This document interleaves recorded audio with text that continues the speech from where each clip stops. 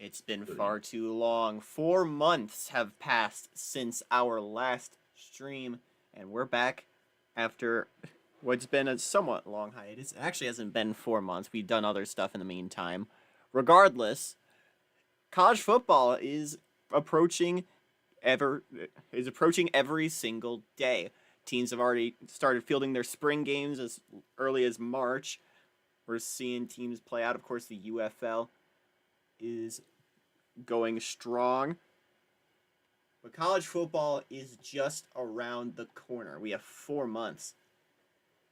Certainly a grueling wait for some people, but in the meantime, we're going to be talking about what to expect in 2024. I'm Type of Joey 101 here with my co-host Danny V. How are you doing? I'm doing pretty good. How about you? I'm doing all right. Looking good, feeling good. I have the room I'm into myself now, so don't have to worry about keyboard noises. Regardless, we're ready to go. As you can see in the thumbnail, Ben Hill Griffin Stadium in Gainesville, Florida, home to the 2023 national champion Florida Gators. Coming out of the SEC, a conference that's riddled with turmoil. We'll talk about the conferences later. But real quick, let's talk about some interesting developments in the non-FBS world. Namely, we have 4 FCS kickoff games that should get us to the accustomed to the format. We're going to start with the FCS kickoff at Montgomery, Alabama. Here it is, the Crampton Bowl. Reigning conference champions. Oops, sorry, went backwards. Reigning national champions Sacramento State taking on the University of Albany. Yellow Jackets won their first FCS championship last year. Albany has been basically the best team in the FCS almost every year, but still has never won the FCS championship. They played for it in 2022, finished in the Final Four in 2021, and they had a deep run into the tournament last year. Is this finally going to be the year the Danes take the ultimate prize in the FCS? Or will it be Sacramento's game to win and championship to win once again? Your thoughts here, Danny? Yeah, this should be a fun matchup from the FCS. A great way to kick off, national champion against powerhouse of the division. So should be interesting to see how everything develops. That game on ESPN at the Crampton Bowl, August 24th. That's our kickoff date for college football. The MEAC SWAC Challenge is up next. Grambling State and North Carolina A&T, historic powerhouses in their respective conferences. This game being played at Center Park in Atlanta on ABC at 7. Again, August 24th. These two HBCUs, schools ripe with history. It's great to see them on such a platform. Your thoughts, Danny? Yeah, it's always a fun tradition to see the MEAC and SWAC play against each other. So to have these two pretty decent MEAC and SWAC teams playing against each other in their kickoff game should be a fun matchup. North Carolina A&T expected to do pretty well this season. Grambling State in a competitive SWAC is expected to do well. Also, now to the Brick City Kickoff Classic, something I'm not actually familiar with. It seems like this is something relatively new. This is in Newark, New Jersey at Red Bull Arena. Currently the projected future home for St. John's as soon as their lease with Yankee Stadium expires. Hampton out of the MEAC playing the SWAC's Alabama A&M on ESPNU. August 24th at noon. Your thoughts here? Yeah, this is kind of like a newer establishment within like the FCS HBCU kickoffs, but it should be a fun matchup. These two teams are usually like in the middle of the pack in their conferences, so it should be a little fun test to see which one's the better. Mm-hmm. Hampton currently the odds-on favorites in this game. The Orange Blossom Classic, one Florida A&M's been playing the last few years, and the Rattlers are back once again, taking on Howard. The text is wrong there, but the Howard Bison, also from the MEAC, sort of a Clemson Georgia Tech thing going on, as we'd see IRL where they play super early. Howard Bison, the reigning basketball champs in the MEAC, Florida A&M, the current odds-on favorites to win the MEAC football championship for 2024. Danny? Yeah, it should be an interesting match between these two Florida A&M, they have a long history with the Orange Blossom Classic, and well, they'll always be happy to play here again on this Sunday night, A Sunday Sunday afternoon. night game, September 1st, or Sunday, I guess just Sunday at 2 p.m. on ESPN. To the to what's next, we're going to be taking a look at each of the conferences, and we're going to be revealing their schedules. Uh, One at a time. We're going to start with the ACC, work our way down. We'll also, don't forget to check out the Taipei Joey 101 Discord, which will have the schedules posted later, either today or tomorrow. Starting with the ACC now. We have them in order of their projected finishing spot, the favorite in the Atlantic, which I should mention, ACC has divisions now. The ACC added Boston College, Dave Show, and now Georgia Tech as well to their ranks. Now they have 2 7-team divisions. In the Atlantic, Clemson is the favorite, followed by Florida State, Maryland. Boston College, who are the reigning Big East champions, joined the conference this year. They're not expected to finish super high, as they still need to get accustomed to playing big conference ball. To the coastal Virginia Tech, the big dog of the conference, so to speak, is currently sitting on top, followed by Duke and Virginia. Virginia, the reigning ACC champs, not a lot of confidence in the Cavs going into this season. The odds-on favorites to win the conference are Virginia Tech, Clemson, Florida State, and Duke. Who do you think's winning the ACC, Danny? It's going to be interesting, but give me the Tigers of Clemson to win this one. I think they can win the conference. All right. As you can see on the slide, the conference logo, the divisions on the left and the bottom right, that is the map of the respective conference. Now, here's your first schedule, the ACC. These ones arranged alphabetically. Some big games you can notice. Boston College playing their former conference foe in Rutgers in week 2. They end their season with Syracuse, and they play Virginia Tech there. The big game you can see immediately in week 1, Stanford and Clemson. 2 big opponents ready to duke it out here. Traditionally, Stanford in the 2KU has always been a very good team. Clemson is coming in their own as a new power. In the Coastal, Dave Show will be paying a visit to Vegas for the Las Vegas kickoff against their old rival in the Battle of the Spears. That would be the Arizona State Sun Devils. North Carolina has an interesting game week 1 against UCF, as well as UConn on an improving Purdue, and that's not even taking consideration their in-conference schedule with teams like Virginia Tech, Georgia Tech, Virginia, and Duke. Miami has a date in week 5 against the reigning national champions in Florida. That'll be interesting to look forward to. And for Virginia Tech, things don't get super easy. Week 3, they got Notre Dame on the schedule. Also a very solid West Virginia squad in week 2. Any big games I didn't mention here, Danny? Yeah, there's like several big matches, both in conference and out of conference. One matchup for week 1 I like to point out is North Carolina is hosting the other national champion, UCF. The ACC starts off in week 0. North Carolina State plays against Yale. It does. We'll have another Ivy League week 0 game later. The American up next now. Charlotte leading the conference here. Delaware, Kennesaw, Eastern Kentucky, all teams who are expected to compete. Charlotte won the conference last season. It's hard to remember, but they did beat Jacksonville State in order to seal that chip. Can they repeat in this conference is the question, Danny. Yeah, I feel like Charlotte, they do have themselves the best chance, but Delaware, they had an okay season last season. They could have a chance to rise up. And they have 3 new additions: Rhode Island, Holy Cross, and Colgate. That is true. Holy Cross and Colgate Independence since basically their inception as programs, now joining the American, trying out this new membership. Whether it works out is to be determined. Rhode Island didn't work out in their transition to the FBS with the Big East. They moved to the American as Charlotte and Delaware did a few years prior.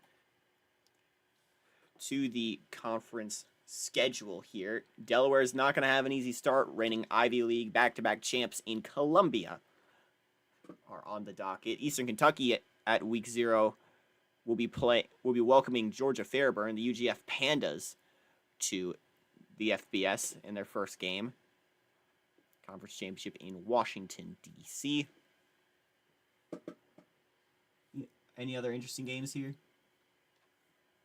Yeah, there's a couple of notable games. One game I would really take note of is week 4, Charlotte going to UTSA. Should be a fun little matchup between those two teams. Now that you mention it, I know they had a little scheduling agreement with UGF where for this one season they'll have a partnership scheduling until UGF joins them next year. Yeah. Looking at the rest of the schedule for Charlotte, it's not easy outside of conference. You have Ole Miss and Appalachian State in the Pig Bear Bowl week 2. Jacksonville State gets a visit to Kennesaw State in week 14 as well. Keep that in mind. To the Big East, which also changes division structure for the third time since we started this in 2021. Rutgers is now in the North. Syracuse, UConn, Temple, UMass, Villanova, and St. John's are in the North. The South will have West Virginia, Pittsburgh, and Georgetown being joined by the 4 new teams: Louisville, Cincinnati, UCF, and South Florida. Or the conference favorites almost all come from the South. Louisville, Cincinnati, UCF, West Virginia are your top 4, followed by Rutgers, then Syracuse and Pitt are in contention as well. The odds-on favorites to play in the conference championship are Louisville and Rutgers. Who do you have? As much as I would like to say UCF's going to win it, I think it's going to be hard for them to make it over that hump, but I think Louisville might overpass it a bit. Yeah. I also would say watch out for Cincinnati, who've had a big bounce back last season. The schedule now: Rutgers playing Princeton in week 0. The other big week 0 game for the Big East is naturally Pitt, going overseas to Dublin, Ireland, to play Wisconsin. The Badgers were the runners-up in the Big Ten. Some other games to watch out for: UCF has North Carolina on the schedule, as well as Dave's show you see there in week 3. UCF Louisville could be a game to watch this year in week 7. Rutgers plays Louisville in week 11, as well as Syracuse week 12. Syracuse and Pitt each have Penn State on the schedule, the national runners-up. Syracuse opens their season against the Nittany Lions, while Pitt plays them in week 2. Any other games of note, Danny? The Civil Conflict, the brand new rivalry for the Big East. UConn against UCF in week 6. That should be a fun little matchup between those teams. It would have been quite a fun and interesting matchup in 2022. Also, of course, rivalries to watch out for: Louisville, Cincinnati. That's a big one. And the war on I-4 between UCF and USF. To the Big Ten now. Big Ten ditched divisions last season, and it was quite a successful move. Penn State, with their conference championship win over Wisconsin, got the jump it needed to make the national championship game. And now the Big Ten is more... The stock in the Big Ten has never been higher, but you got to remember, Big Ten now is the conference who has the longest drought since their last national champion. Their last national champion was Michigan in 2011, or was Penn State rather, in 2013. Excuse me. But with the teams on the Big Ten's docket, it's probably no surprise that they could contend sooner rather than later. Michigan the odds-on favorites. They went 9-4 last season. He's in with a very young roster. Imagine how that roster will play now that they have the experience necessary to take the next step. It's going to be interesting. Penn State, national runners-up, sitting second there. Ohio State and Wisconsin are in the favorites to win the conference. Some notable risers, Notre Dame and Iowa, potentially could be interesting to watch. And way at the bottom there, the big note for this conference this season, they added Chicago. Chicago is not expected to do very well at all. However, they're here, so we should mention them. Danny? Yeah, this conference should be really fun to watch, especially with the top 6, basically. Should be fun matchups, fun rivalries, and who knows, maybe you could produce several upsets in the way. You got a champion? I'm gonna say, give me Penn State to run it back again. To the schedule now. Chicago naturally going to have a difficult time. Illinois starts their season with USC, so that's going to be a doozy. Indiana out of conference, play nothing really to write home about there. They do play the ACC champs in Virginia. Another installment in the Cy-Hawk Trophy rivalry. Week 2 for Iowa. They end the season once again at home against Nebraska. Michigan has a very interesting schedule. They are favored in all of their games this season. They start with Washington and Texas, though, so it's certainly not an easy run. On skipping ahead down to Penn State, Syracuse, and Pitt. Penn State's schedule is a lot easier. They have one of the lightest strength of schedules in the conference. An interesting note, Penn State and Michigan not on each other's schedules. So it is entirely possible that both teams could run the table, and we could have a number 1 v number 2 in the Big Ten Championship. That'd be insane. Meanwhile, on the rest of the schedule, Michigan State has LSU week 3, Minnesota plays SEC powers in Mississippi State, sorry, and Oklahoma State is on the schedule for them as well. So, oh boy, nothing to write home about for Northwestern. Notre Dame goes to the Bronx, Yankee Stadium, to play Army week 1. Ohio State gets the reigning national champs in Gainesville in the Florida Gators. They also have Alabama on the schedule. Purdue's schedule is nothing crazy, but they do play host to Wisconsin. And remember how Purdue can be for ranked opponents.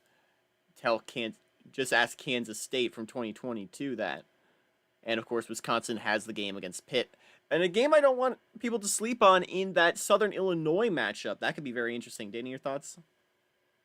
Yeah, the Big Ten's, they got themselves quite a bit of some loaded schedules here. Minnesota's hosting Oklahoma State.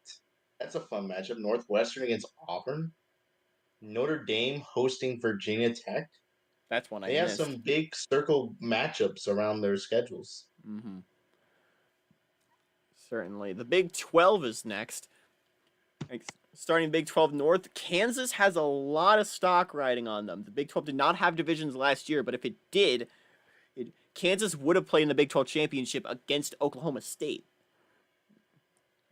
Jayhawks are a loaded team. They lost Dominique Goodman to the draft, but they have a new prospect in the wings that certainly should be something to watch out for. BYU is brand new to the conference, joining alongside Houston, who is in the South Division. Nebraska is expected to have a bounce back. Kansas State and Missouri are still very consistent teams. Even Iowa State could have a jump or two. They played very well last season in spite of their record. Now on to the South. This has to be the year, right? Back-to-back seasons, Oklahoma State has played for the Big 12 championship, and both times they've lost in heartbreaking fashion. Both times they were undefeated in the regular season, keep that in mind. The team they lost to last season, that's number 2 in the division, that's Baylor. The Baylor Bears are back as strong as ever. Texas and Oklahoma have had interesting bounce backs in the offseason. great to see how it'll be fun to see how that unfolds. Current conference championship favorites are Oklahoma State, Baylor, Texas, Kansas, and Oklahoma. Danny? Thought about a fun division structure. I mean, BYU is now in the same conference as Kansas. That should be a little fun matchup later on. Basketball tend to Oklahoma love it. State. Yep, Oklahoma State, Baylor, Texas, Oklahoma. Like these are some big matchups. And yes, Houston might not be something they're quite so ready, but they could maybe pull off an upset or two. Yeah, it's going to be a very interesting South, I think. We saw how well Texas Tech played last season, in spite of many years of being the punching bag in the division. And with Texas A&M at the bottom, it's going to be weird to see how everything unfolds. Onto the schedule here. Jumping out at me immediately is Kansas State heading to Denver to play Arlington rather to play TCU. That's going to be very fun. Look at the Rocky Mountain Showdown between Colorado and Colorado State. BYU still has their Holy War Trinity intact. The battle for the Beehive Boot week 3 against Utah State and week 14 against the Utes. They head to Logan to take on the Aggies. It's going to be a very interesting matchup. San Diego State will be the destination for that's Missouri. Nebraska playing Wisconsin in week 2, Northern Illinois in week 3. I'll see Missouri also has FAU on their schedule. Baylor ends with TCU, but they start with Oregon, which is a game everyone's got circled on their calendars. I would also say don't sleep on that Central Michigan matchup on the road. That's gonna be a strange factor watching a top 10 Baylor play on the road. Play on the road to Central Michigan. That's gonna be weird. LSU will be the first stop for Houston in their Big 12 era. They head on the road to Utah and then play Georgia Southern in their out-of-conference schedule.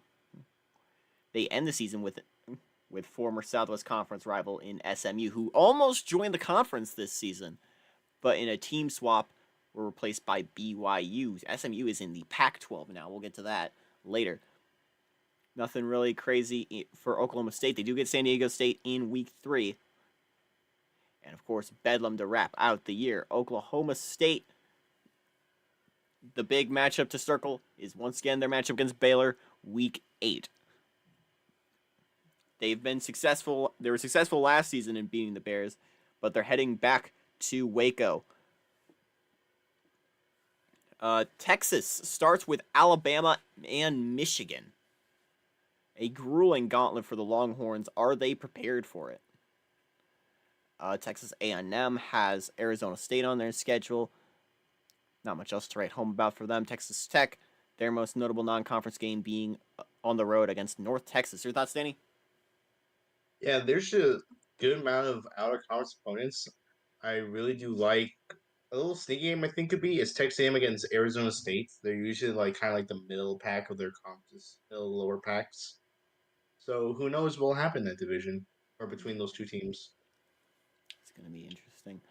To the Conference USA, who had a bunch of shakeup last year, their Liberty is the odds-on favorite to be the conference champion, followed by newcomer UTSA. Also, UAB, Memphis, Southern Miss are there. The new teams being UTSA, Texas State, UTEP, Marshall, and Youngstown State. They got teams from the WAC and the MAC to fill out their ranks. Who do you have as your conference championship or conference champion, Denny? Give me Liberty. I really like the Flames, and I believe that they did well last season with a packed USA with Cincinnati, USF, Louisville, UCF. So these guys should be battle tested, and who knows, maybe they could run a little conference run for them. Looking at the schedules, UAB starts the season with Johns Hopkins. They play Temple and Duke, which should be interesting. ECU has their traditional matchup with NC State. Old Dominion is a game to watch. Liberty's schedule does not start easy. They get Coastal Carolina. Marshall welcomes Boise in. Memphis has Ole Miss. Not much to write about for Rice, but they do play a North Texas squad to end the year. Your Southern Miss gets Tulane, who had a 9-win season last year. Texas State heads to Texas A&M in College Station. Tulsa gets Oklahoma State. UTEP has Texas week 4 and Liberty week 2, as well as opening with San Jose State and ending with New Mexico State. UTSA has LSU on the road week 2. And Youngstown State has an interesting matchup in week 3 against Maryland. Your thoughts? Yeah, there's a lot of interesting matchups. First conference games in week 1, Rice against Memphis. That should be a fun matchup. And Marshall's hosting Boise. Talk about a big time home game for the Thundering Herd. I'm sure Huntington, West Virginia, is going to be rocking for that one. Tulsa also plays Arkansas in week 0. Arkansas left the conference. We'll talk about them later. The Ivy League is up next. In the landscape that's just changed, the Ivy League is one of the few things that's remained the same every year in and year out. Something that's also remained the same is Columbia being dominant. They won the conference championship in 2022. They did it again in 2023. Can they do it a third time in 2024? They're favored to, followed by Harvard, Brown, and Yale. Danny? Yeah, there's a bunch of interesting, fun matches here. I do think Columbia will run this conference again until either Harvard or Yale decides to pick up their own slack. In a breaking news, Colorado joining the Ivy League. To the schedule, Colorado. This is not updated for Colorado, but regardless, Brown starts us off. The most interesting matchup for this team is in week 6 against Central Michigan. Columbia has a difficult schedule in on the road against Delaware and Army. They also play on the road against their 2 toughest opponents in Brown and Harvard weeks 10 and 12. Cornell welcomes North Dakota back to the FBS. Yes, and then they play Navy on the road in week 3. That is Dartmouth up next. They have a matchup against Western Michigan in week 3. That should be interesting. Harvard welcomes Columbus. Welcomes the Buckeyes into town. That's going to be interesting. Towson is there as well. Watch out for Towson. They did upset South Carolina last year. Penn plays Temple, a fellow Philadelphia school, as well as one of the best teams in the FCS in Marist.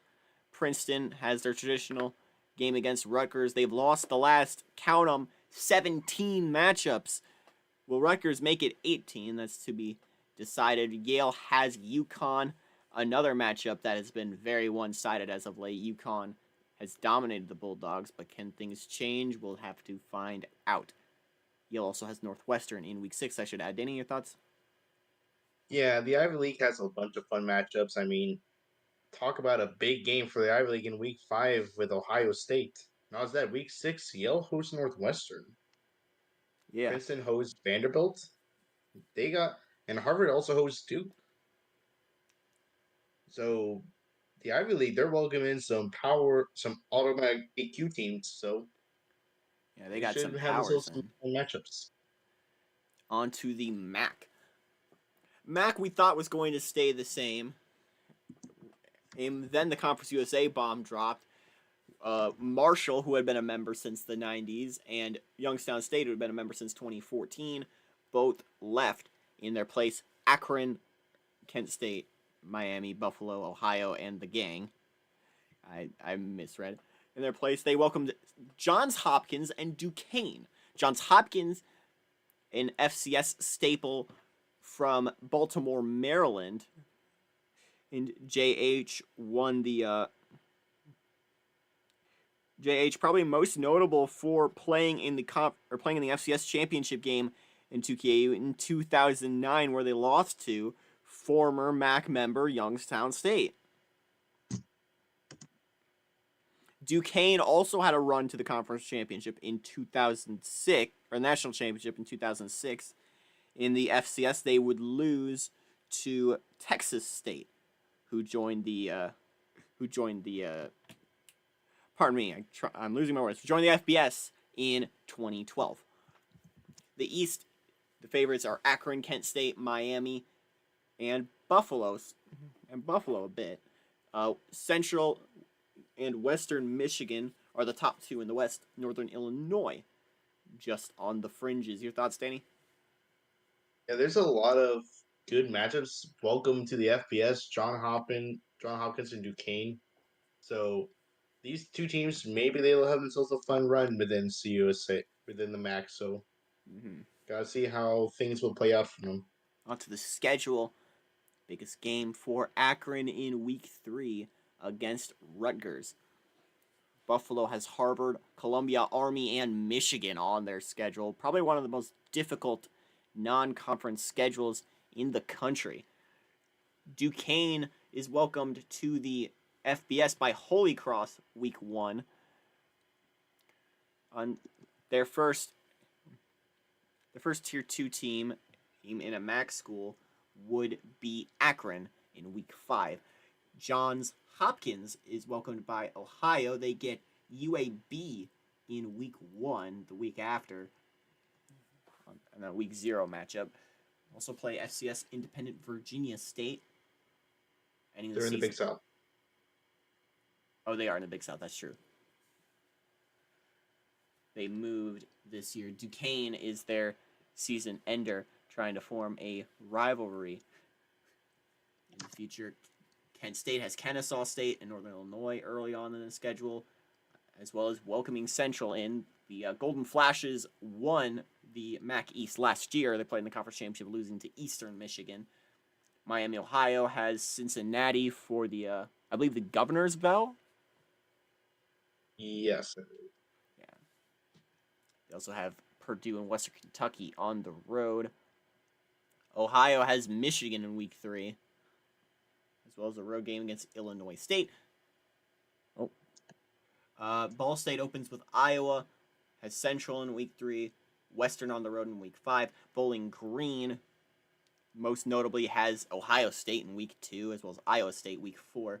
Central heads to East Lansing to take on Michigan State. Baylor is coming to Mount Pleasant in week 1 rather. In week 2, Baylor heads to Mount Pleasant. Eastern opens the season against San Diego State and San Jose State, as well as having Georgia Southern on the schedule. In Atlanta for the Chick-fil-A kickoff, New Mexico State and Northern Illinois have a rematch. Now, NIU was NMSU's only loss last year. That was the week 0 game that we highlighted. Both teams were ranked, if I'm correct. Yeah, they were both. Aside from that, though, NIU also has Nebraska, Appalachian State, as well as conference opponents Western, Central, and Eastern Michigan. Toledo's big game is their very first game against Kentucky. They also play Northern Iowa at home. Western gets South Dakota on the road to start the season.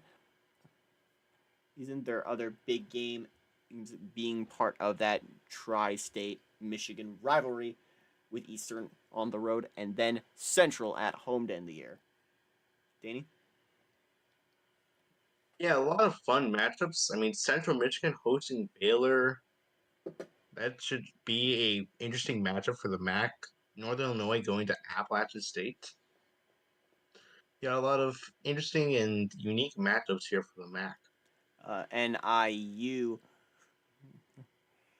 an interesting team for sure. Eastern Michigan, what I wanted to say, were the reigning MAC champions. Sorry. There we go. Missouri Valley is up next. Southern Illinois just steamrolled the competition to win the division and the conference. They're expected to do well again. Pardon me, the West is not ordered correctly. Really, all you have to do is put North Dakota State at the back of the field, and you got it. Or North Dakota, rather, at the back of the field, and you have it. North Dakota, brand new once again. They joined the FBS in 2022. It did not go well. They left for the FCS, and then they came back this year. North Dakota replacing Chicago, who left for the Big Ten. And North Dakota State, Northern Iowa continue to be the favorites in the West Division. South Dakota State was the one who won it last year. Up in the East, it's Southern Illinois' game, and everyone else is most likely a spectator, though Indiana State and Drake will have a word to say on that. Thoughts? Yeah, it should be a fun matchup. I do think it's going to be Southern Illinois against North Dakota State for the championship, so should be a fun matchup between them. Onto the schedule, just glossing through. Illinois State has Ohio week 2 and two very interesting road games sandwiched between them, Missouri and Nevada. Indiana State plays Indiana week 3. Missouri State heads to not Lawrence but Arrowhead for that game against Kansas. We'll talk about that later. Southern Illinois opens their season on the road against Wisconsin. That's going to be a real litmus test on how good this team is. Oklahoma State will be welcoming in Western Illinois to start. The first game North Dakota plays in the FBS will be against Cornell. We'll be on the road against Cornell. Northern Iowa plays Iowa State in week 0. Nothing really to report on South Dakota. South Dakota State has App State and Iowa State on the road, and Wichita State plays Southern Miss, Pacific, and Kansas to start their year, as well as the matchup at the end against Tulsa. Danny? Yeah, if there's one match I want to point on this, is take a look at week 12. You got North Dakota State hosting Southern Illinois. That's a championship preview, potentially. Yeah, so these two teams could rematch each other 3 weeks from then, and this time in St. Louis. I would also mention week 6, SIU and South Dakota State play each other. That was the conference championship last season, and it could be again, depending on how things play out. To the Mountain West we go. Boise. Boise, the one major power from the conference that didn't jump ship. The conference has added some new blood in Fresno, San Jose State, Nevada, Cullen Payton, and the return of Eastern Washington. Now, EWU did not have a great go around last year, or last time they were here. That was 2022. I can't really sugarcoat it. Statistically, it is the worst season in 2KU history, at least in the history of the FBS. It was bad. However, they regrouped and had an incredible run as an independent in the FCS last season, making it all the way to the national championship, where they lost to Sacramento State. Now they're in Division 1. Now they're back in the FBS. It's got to be better than last time, right? I would hope. Favorites in the mountain, Boise, Utah State, and New Mexico. The favorites in the West being the 3 teams from the WAC, Fresno, San Jose State, and Nevada, as well as UNLV as a potential wrench in the system. No divisions last year. They brought the divisions back this year, I believe. Yep. To accommodate the new teams. Danny? Yeah, it should be a little interesting matches. I mean, for Eastern Washington, nothing could be worse than 0 wins, so it was only up from there. It was a minus 428 point differential, if I'm correct. Around that. It didn't help that they were in the same conference as teams like as Boise, the national champions, but also... But not just that, they were also in the same division as TCU, Boise State. Utah was there. San Diego State. It was a loaded Mountain West, and hopefully there should be a bit more breathing room, but you're in a division with Fresno, San Jose State, Nevada. It's not going to be easy. Who do you have winning the conference is the big question. For me, I'm going to say it's going to be a match between Nevada and Boise State. They already kind of have a rivalry trophy between each other, but I could see them playing against each other in Denver. for another trophy. Yeah. For a double trophy matchup. All right, here's your schedule for the Mountain West. Boise, some interesting matchups I want to point out. To start, they get South Florida, Marshall, and Idaho, as well as Washington on their non-con schedule. Nevada opens with Air Force. Air Force, of course, plays the military schools. Looking down, Colorado State plays Colorado, as well as Wisconsin, Sam Houston, as well as having UNLV, Utah State, New Mexico, Boise. It's not going to be easy for the Rams, I'm sure. New Mexico has New Mexico State week 3 that early. It's pretty interesting. Also have Texas A&M and Oregon State on the schedule. Utah State plays Utah in week 1, as well as Oregon week 2. Ooh, they had a very good season last year. Was it all worth it? Was it legitimate, or was it just smoke and mirrors? We're gonna find out with that schedule ahead of them. Utah State. All right, Utah State from there we go to Wyoming, which opens on the road in Hawaii. Hawaii bouncing back and forth. Currently, the state undergoing renovations. Let's see about that later. Texas State or North Texas and Central Michigan on the schedule for the Cowboys. Cullen Payton new from the WAC, opening with Oregon State. Long Beach State, their former WAC opponents are on the schedule as well. They end with rival Idaho. Eastern Washington starts their schedule with Idaho. They also play Oregon week 3. Welcome back to the FBS. Here's Oregon. Fresno State plays both Washington schools, Washington and Washington State, out of the Pac-12. We'll talk about why it's called the Pac-12 in a moment. Nevada's schedule is relatively easy. They do have Sam Houston and obviously Boise on the schedule as well. San Jose State plays Mississippi State in week 4, which should be interesting. And UNLV starts week 0 with Hawaii, and then ends the schedule with Nevada. Also watch out for USC, UTSA, and Arizona State on their schedule. Danny? Yeah, there's also a fun little trivia thing I also have here, especially with Cullen Payton. So initially, their schedule was going to just have Oregon State, add Hawaii, and add Idaho. Kind of a bit of a lot of travel. It'll be very costly for them, so they didn't appeal to the NCAA, aka me, the schedule maker. And so then they're able to welcome in week 3 FCS Montana. So therefore, they're one of the only few teams that have a 13th schedule. Well, that is true. They do have 13 games. So they're having just a little bit of a welcome game between their old FCS rival in Montana, and well, they definitely need the practice against them because Boise State, Nevada, Fresno, Wyoming, and Idaho. Yeah, it's gonna be difficult going. San Jose State as well. To the Pac-12 now.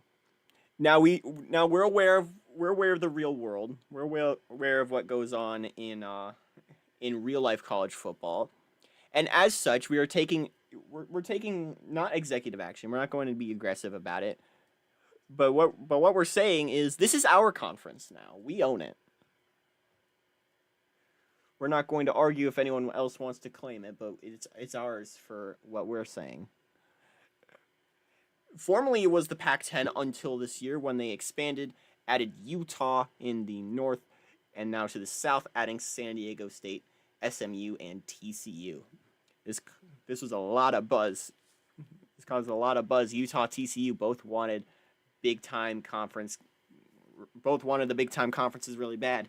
San Diego State got on that train, and SMU, originally a Big 12 member, jumped ship to the Pac-12. TCU and Utah expected to compete relatively quickly in their new conferences. Oregon, Stanford, still the favorites in the north. Utah, third on that list. USC, TCU are the top 2 in the south. Danny? Yeah, that this conference really improved. TCU, SMU, San Diego State, and Utah. These are some really good opponents, and well, let's see how they do in the new pack. The pack is back better than ever. Looking through the schedule, Cal has Florida State in week 2. Oregon playing Baylor week 1 on the road. This is going to be very interesting.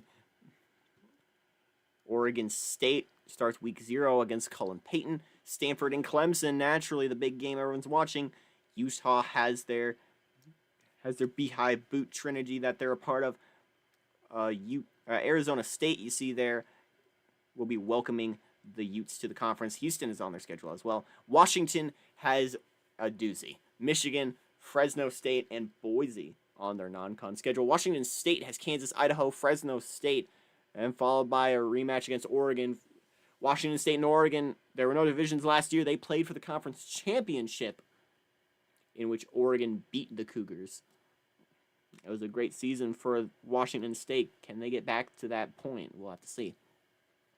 Arizona has BYU to start the year, as well as Texas Tech. Arizona State playing Dave Show in Vegas, as we mentioned earlier. Going down the list, Oklahoma and San Diego State play each other. SMU also has Oklahoma on the schedule, as well as Houston, former Southwest Conference rivals. TCU opens with Kansas State in Arlington and ends with Baylor in Waco. Bookending your season with 2 Big 12 schools. UCLA plays Hawaii on the road in week 2. Ends the season with San Diego State, formerly a non-con rivalry, but now it's a conference rivalry. And USC at the bottom there. Their biggest challenges come from in the conference, as well as traditional rival Notre Dame. Danny? Yeah, there's a lot of big matches here. I think the team that's like potentially some of the most determining matches would probably be Stanford. They got Clemson week 1. They welcome in USC week 7. Welcome in Oregon week 10. Go to TCU week 12. Go to Utah week 13. It's going to be a difficult schedule for Stanford. Got a lot of tough games, and they're almost majority road games. That's what's going to make it difficult. The SEC is next. Now, on the surface, things couldn't be better in the SEC. If you dig a little deeper, it is a burning trash fire right now. Of course, the drama from the Music City Bowl in 2022 is still ongoing, to the point where Georgia Tech recently has just left the conference to join the ACC because of all this drama, which stemmed from a cheating scandal involving Alabama. Alabama allegedly sending threats to the AD of South Carolina. Things got pretty ugly. Bama was put on probation last season. And even in spite of that, they played extremely well. Florida won the national championship this year. The big standouts, though, were 2 teams in Mississippi State and Tulane who had incredible years. Currently, Florida, Alabama are the favorites, joined by Georgia, Mississippi State, and Auburn. They ditched their divisions this year.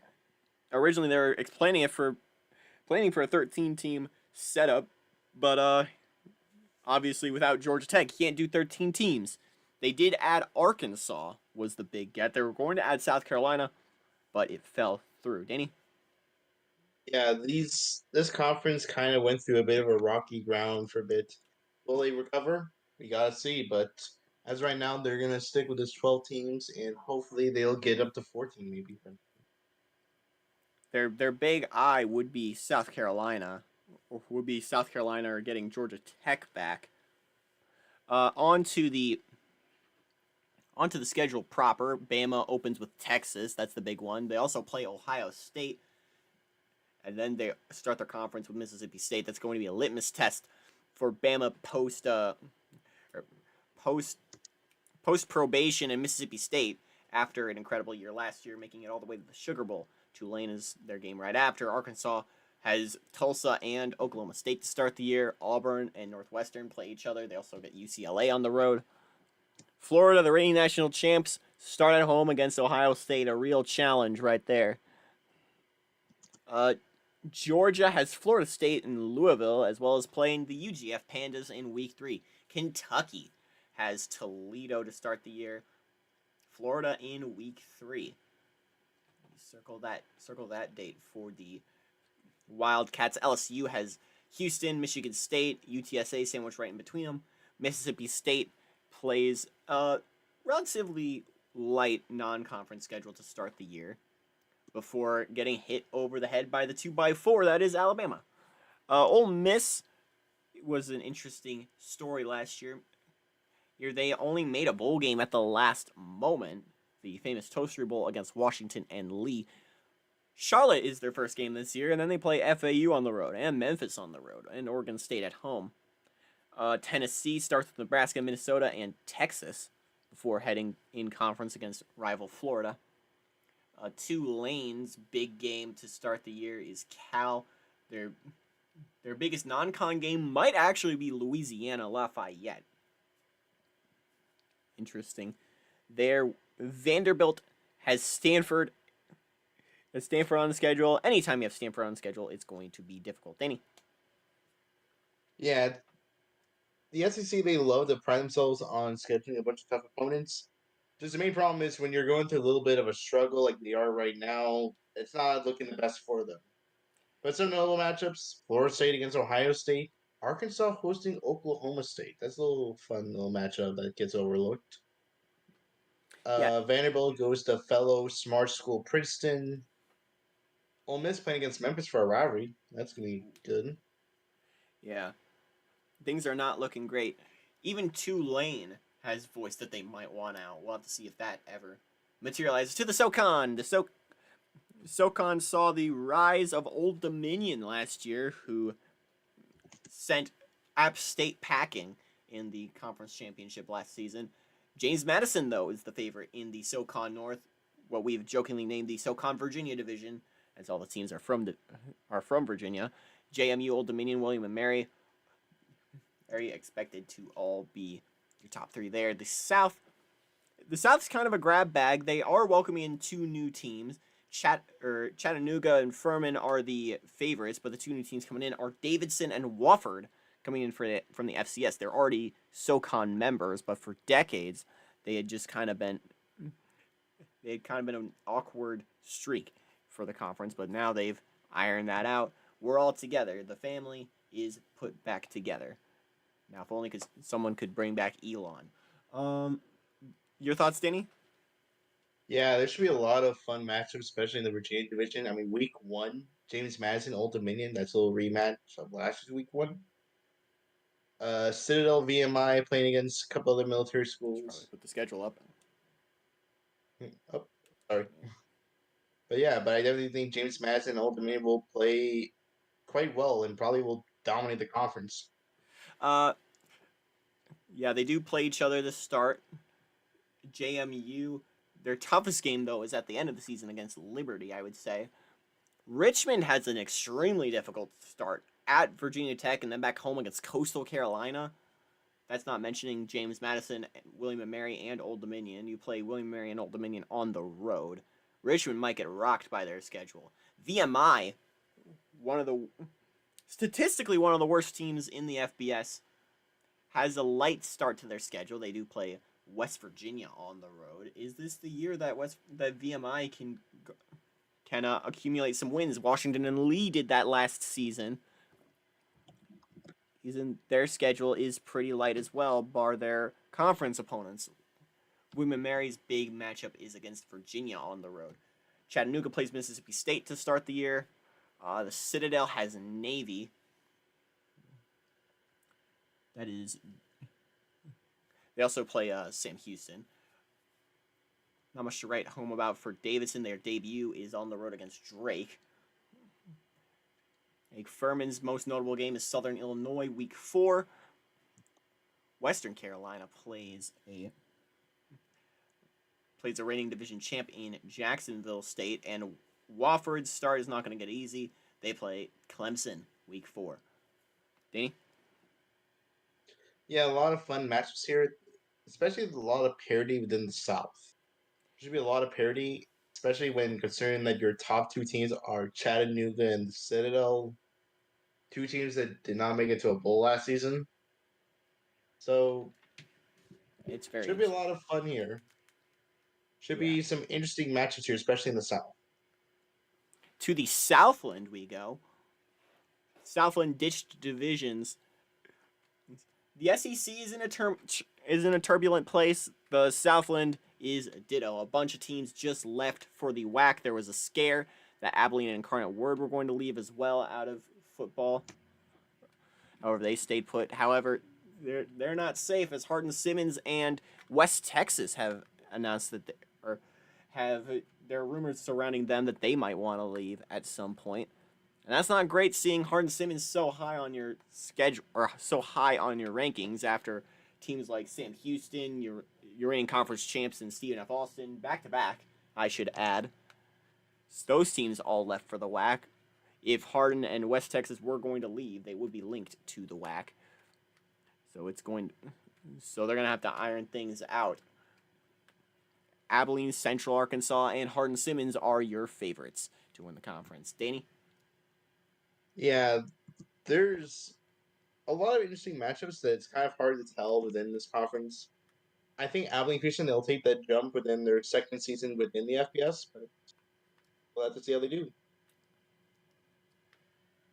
All right. In the Southland here, no divisions since the departure of their last few members. So it'll just be the top two teams.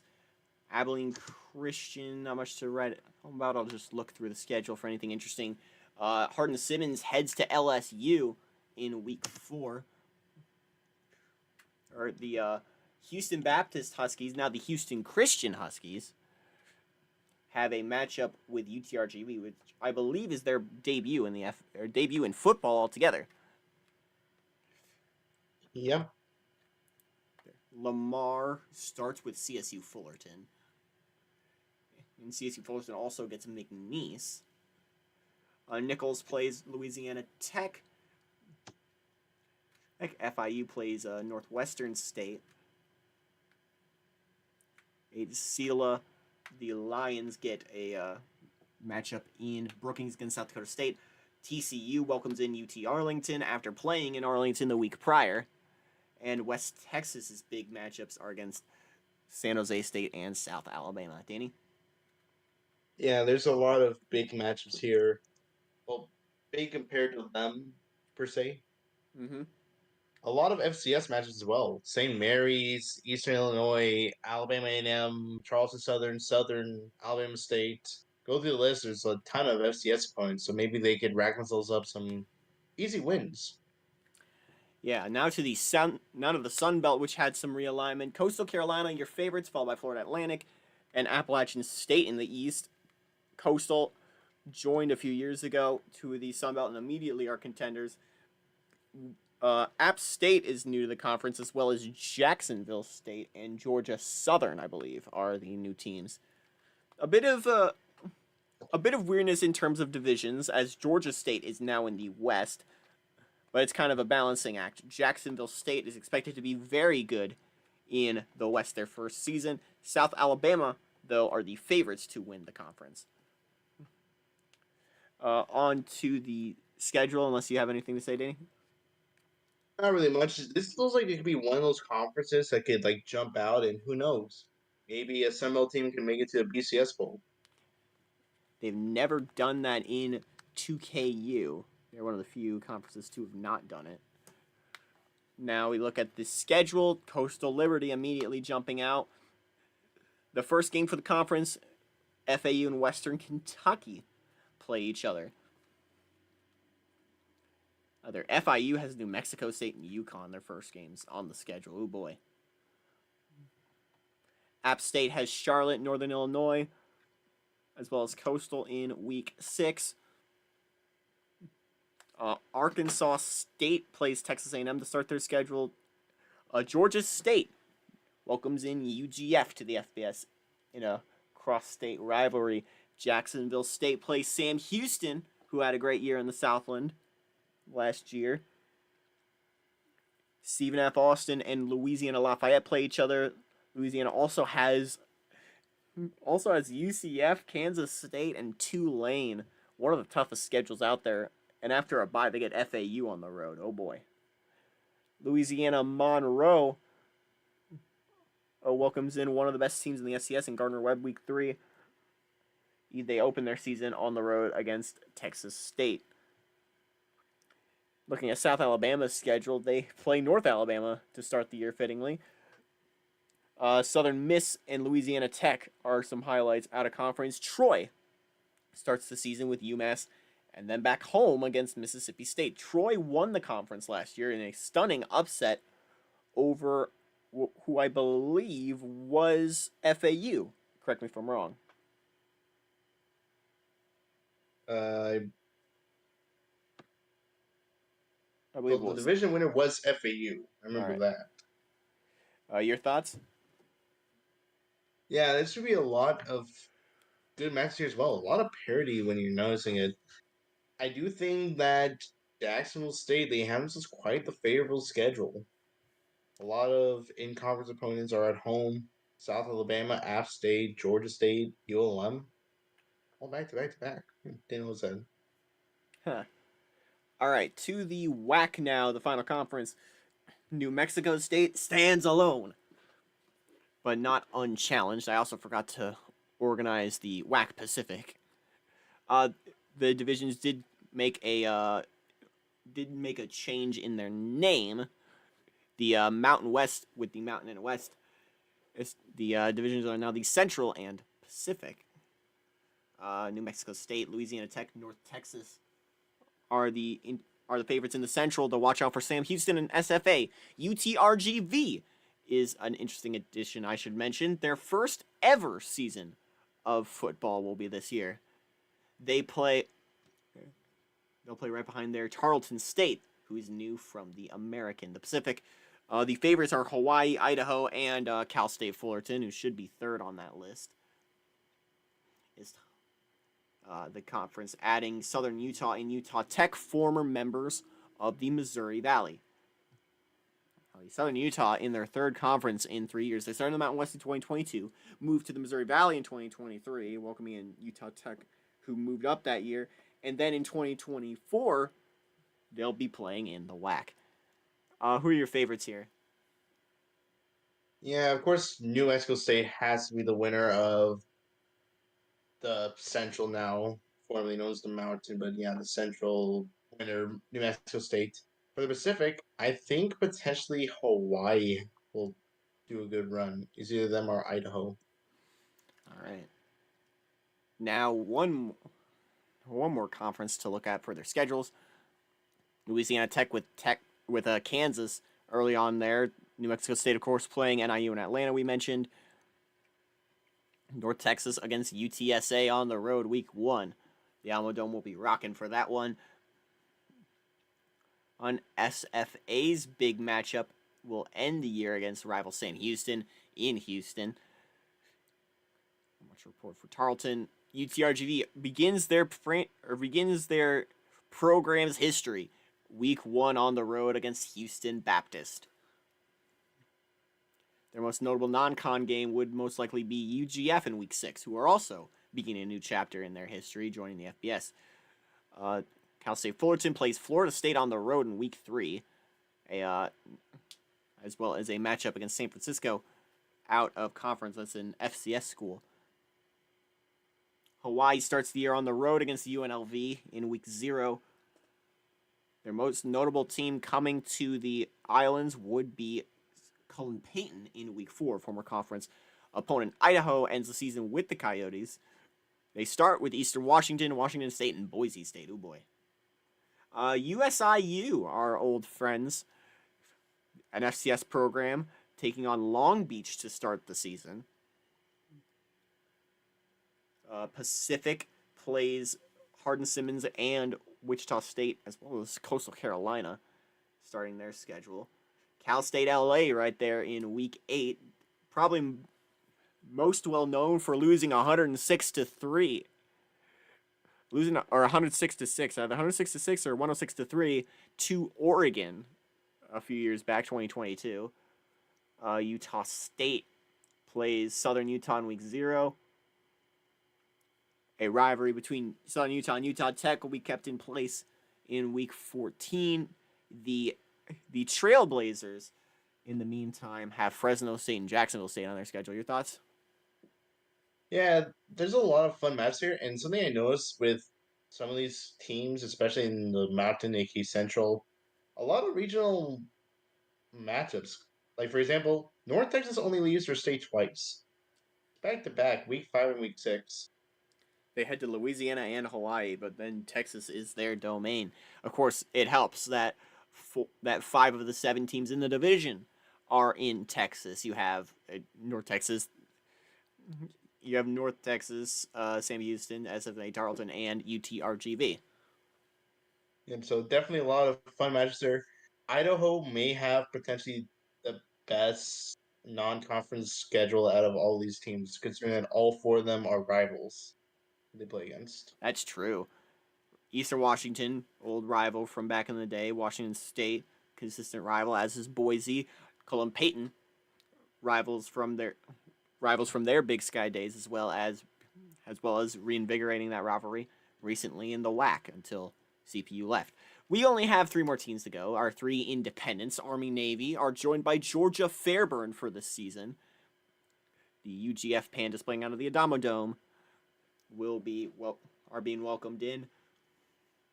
Looking at their schedules, Army, naturally, difficult schedule. Notre Dame, Michigan State, Columbia, Coastal Carolina on there as well. Navy has Notre Dame as well. They also play FAU later on the schedule and a game against Maryland. UGF does not play Army. They do play Navy, though. The girls playing in week 9. That's a little error in the schedule. All right. So, we'll fix that. They're in week 9 instead of week 11. And UGF with their own little partnership with the American for their 1-year stance as an independent. They do play Georgia on the road, as well as Western Kentucky and UTRGV on the road. And, of course, naturally, week 15, Army and Navy play each other in D.C. Danny? Yeah, definitely some fun matchups. It's always good to keep your eye out on those military schools. They could always do a little shocker. Mm-hmm. Army especially. Navy had a pretty difficult season last year. The schedule seems a lot more forgiving this year, though. Don't have to open up in Dublin, that helps. Now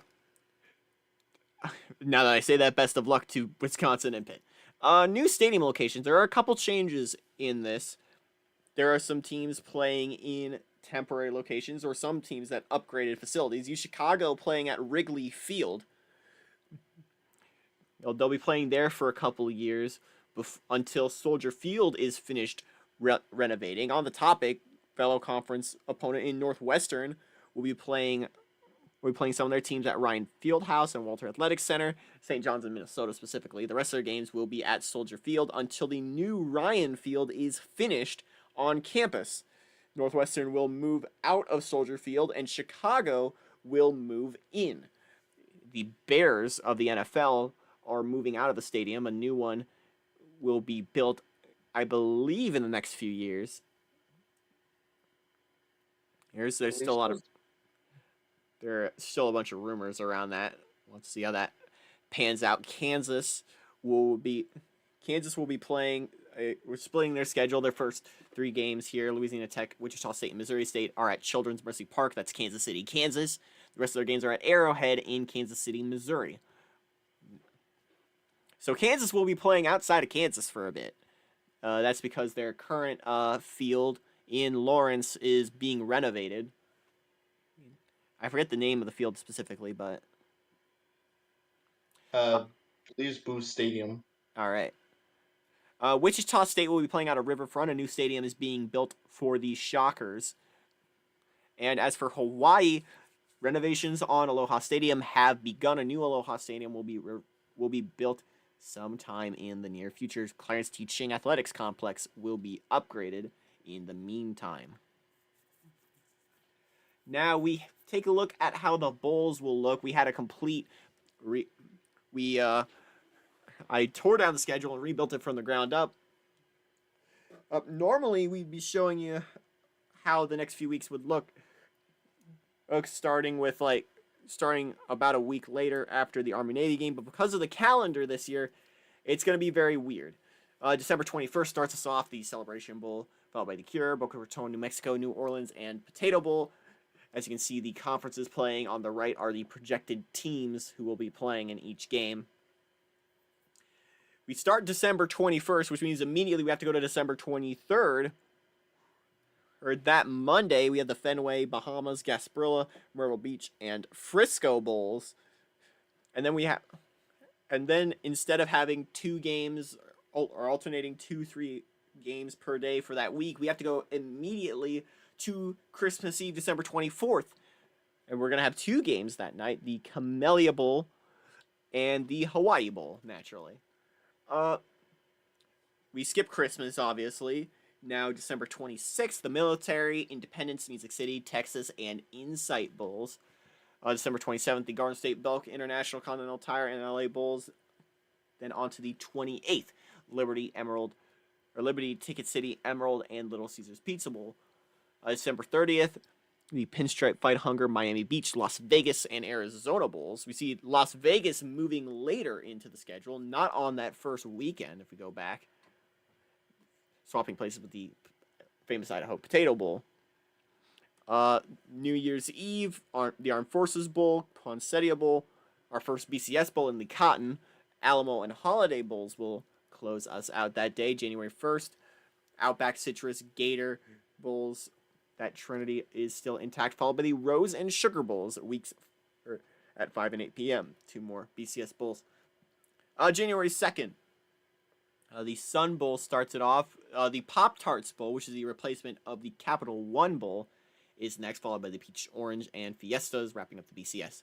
We only wait 2 days this time until January 4th, that Saturday, for the Birmingham, GoDaddy.com, Dollar General, and Buffalo Wild Wings Bowls, before we wait until January 11th for the BCS Championship, the final one of the cycle that had been happening since 1998 when we started. Now the BCS Championship, since its inception, cycled between four sites: Glendale, New Orleans, Pasadena, and Miami. Or I believe it's Glendale, Pasadena. Do I have that right? I don't. It's those 4 sites. This Miami stop will be the final stop before they move the site year by year. Anything interesting about the Bulls now, Danny? Yeah, a lot of fun matches. I'm glad we got a little projections so fans can start taking notes of some games they would really like to watch. All right, now our next stop is the top 25. I gotta real quick change something. All right, next stop is the top 25. We're going to be going backwards.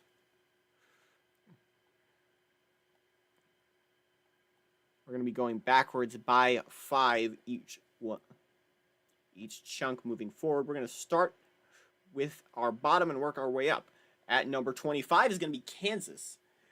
One of the 2 Big 12 teams that start us off, Kansas and Texas, are there. Kansas went 10-3 last year. Texas, an incredible recruiting class, but a poor record last year, leaves Texas as a big wild card. Louisville and Cincinnati, the 2 teams in the Keg of Nails, joining the Big East this year. Here, both teams had respectable records in the Conference USA last year. Number 21, Washington State, a 10-win season for the Cougs for the first time since the 90s. Washington State is a respectable program once again. How well they'll perform this season is still to be determined. Now we move on to our next slot. Actually, before then, thoughts on these teams, Danny? Yeah, a lot of fair rankings, I would have to say. the committee might be pretty happy to see all these teams together, especially Keg and Nails and Texas going from 4-8 to number 24 in the nation. Oh, you know the committee loves that. So now we can move on. A lot of blue and purple here. Virginia starts us off. The 10-4 Cavaliers won the ACC last season, though not a lot of confidence from the committee. New Mexico State at number 19 went 13-1 last year, ranked a little lower because this season they're not expected to have great strength of schedule. TCU, welcome to the Pac-12 this season. They went 11-3 and won the Mountain West last year. The Horned Frogs played in the Cotton Bowl where they lost to Oklahoma State. Boise State, number 17. Boise State finished 11-2, won a bowl game, or finished 10-2, won a bowl game, and finished the year in the top 15 in rankings, and now is number 17 on our preseason top 25. For Boise State, this is a massive failure, and however, that just goes to show how much this team has done in their history. But Duke is also here, number 16 in the opposite field. They had an 11-win season, and it was something they'd never done before. They won the Gator Bowl against Michigan. Your thoughts? Yeah, shocker to see Boise State all the way down there at number 17. So that shows just how great Boise State has been as a program. Up next, we now go to number 15.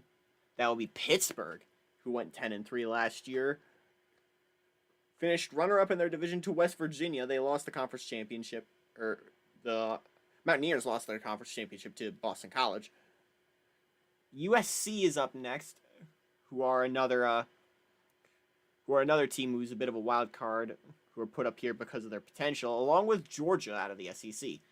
Number 12 is Alabama. That asterisk you see there, remember, Bama was on probation last season, and in spite of that, went 9-3, including a 4 overtime loss to Penn State in the beginning of the season. So this team had fight when the games didn't matter. Imagine what happens when they do.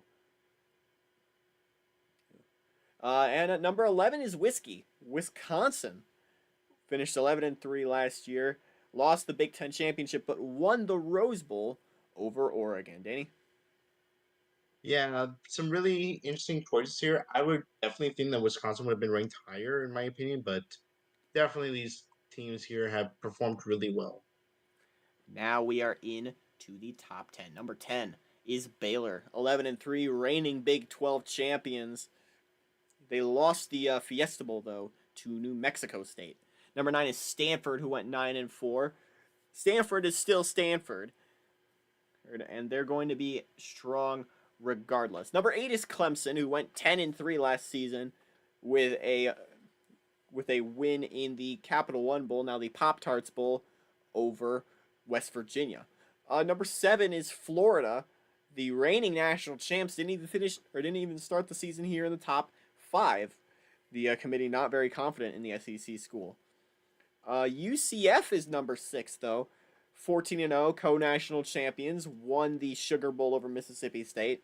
Pretty much did everything you'd want to do for a program. And now that they're in the Big East, they're just going to get even hungrier. Danny? Yeah, it's crazy to see both of our national champions here at the top, just right outside the top 5. You would have thought at least one of them would have been in, but surprisingly not. All right, let's look at that top 5. Who beat them out? At number 5 is Oregon. 12-2, out of the Pac-12, lost the Rose Bowl, but won the Pac-12 championship, or Pac-10 championship. It's now the Pac-12. Oregon's gonna have some tough competition, but the Ducks have been consistently the best team on the West Coast for a reason. Number 4 is Penn State, the runners-up in the Big Ten. The national champions. They're runner-up in the national championship. Penn State went 13-1, won the Big Ten, had plenty of wins on their resume. Penn State expected to make a run to try and be national champions again.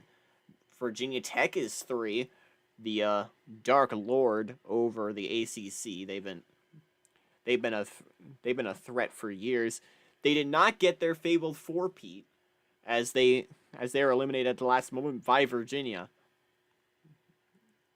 The Cavs would go on to win the conference. Oklahoma State is 2, and at 13-1, number 2, you have to think that this is the year they finally do it because it's been every single year. It's been back-to-back years now that they've rode into the Big 12 championship undefeated and lost it in heartbreaking fashion both times. Double overtime to Colorado and last second to Baylor. But at number 1, the record might not show it, but Michigan is a team that's grown. I mentioned before this team went 9-4 with a super young roster. Their fourth loss being a Gator Bowl loss to Duke. As I was mentioning, if this team can go 9-4 with one of the youngest rosters in the Power 5, what does that say about the team once they actually get some experience, Danny? Yeah, this top 5 are definitely like some of the 5 best teams they are. Surprisingly enough, 10 like 12 win Big East champion Boston College not in the top 25. Not in the top 20. Shocker.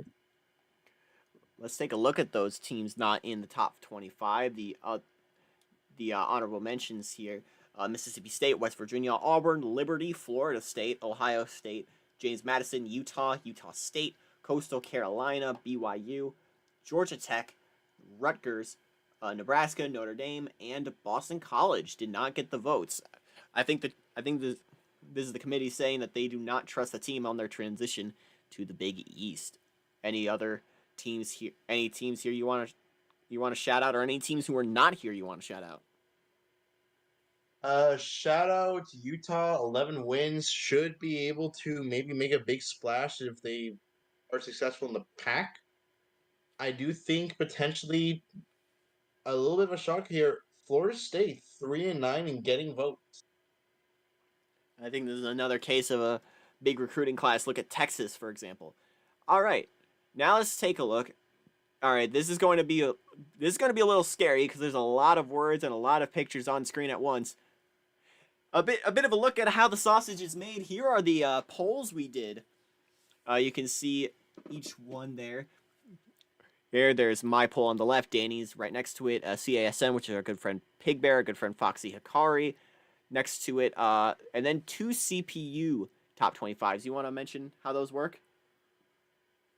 Yeah, so for the first one, CPUS, what I basically did is I got the rankings from all 4 of us, plus some of the rankings from last season, and I made one compiled collective ranking where I ranked all the teams, the top 30 teams. And for Wheel, I think that's quite obvious. Grab all the teams, shove them into wheels, and then spun, and the last one left is their number 1, and it goes down from there. Mm-hmm. Going down from there. As you remember, we used to just have the one computer. I don't know if it was public or not, but we did have the one computer. We did have a computer. We did tell people there was going to be computer rankings. We never explained how. It was not great. Don't worry, that computer ranking will return again, and this time there'll be some more computer rankings to help balance out. All right. Some interesting things I'd like to note. I did have Florida State in my top 25, similar to like Texas. I have a lot of confidence in them. An interesting team not seen here, obviously, is Boston College. West Virginia popped up a couple times. How about New Mexico State at 12 on the CPUS wheel, or on the CPUS list? Yeah, but talk about for the wheel, BYU was like, Huh. I guess not. Anyway. But New Mexico State is not on that. Sorry. Yeah, initially it was supposed to be BYU was at number 5 for the computer poll for the wheel. That's how crazy the wheel can get. Mm-hmm. All right. A few more things to add. Some notable games in weeks 0 and 1. Wisconsin and Pitt playing in Dublin, Ohio, and Johns Hopkins. The Johns Hopkins Blue Jays will be playing their first game of FBS ball there.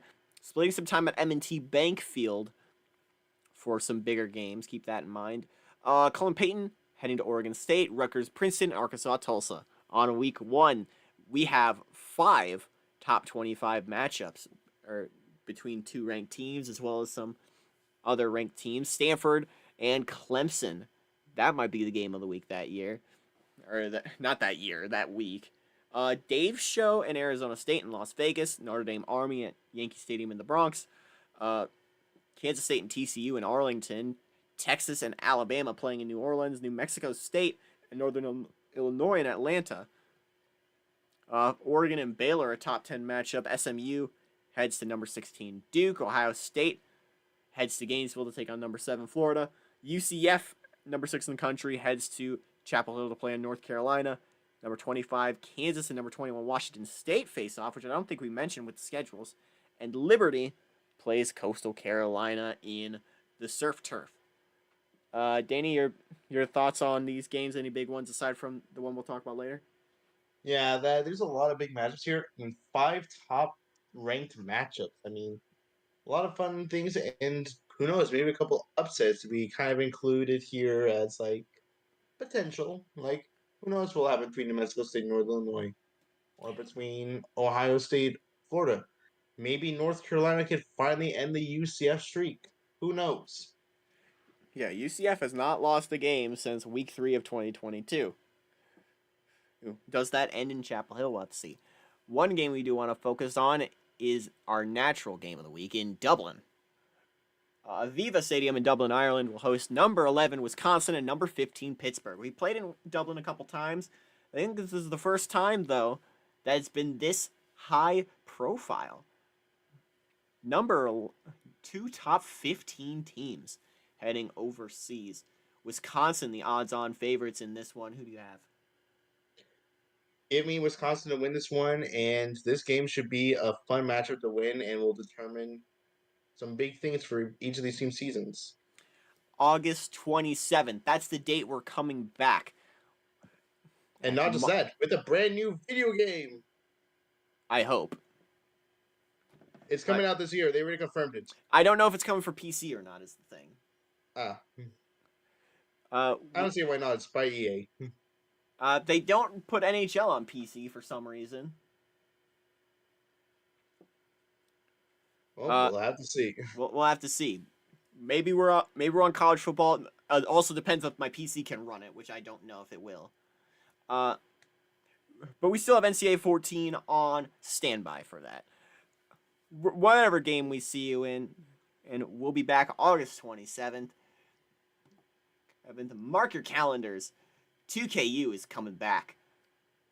All right. Thank you all for watching, and so long from the 2KU.